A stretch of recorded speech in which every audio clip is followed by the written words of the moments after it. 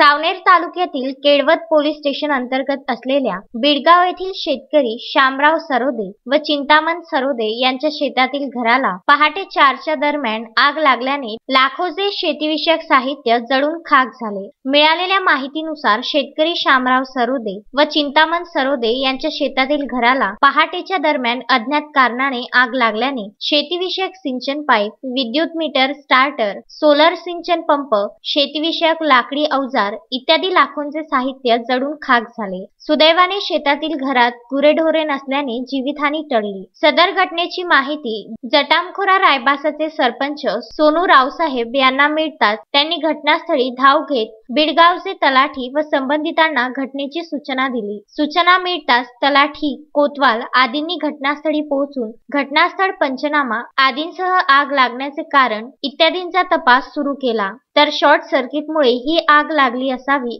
असा प्राथमिक अंदाज व्यक्त केला जात आहे। तर सदर आगीच्या प्रकरणात गोरगरीब शेतकऱ्यांच्या झालेल्या आर्थिक नुकसानीची तत्काळ भरपाई मिळावी याकरिता सरपंच सोनू रावसाहेब प्रयत्नशील आहेत। पियुष झिंझवाडिया, विदर्भ न्यूज, सावनेर।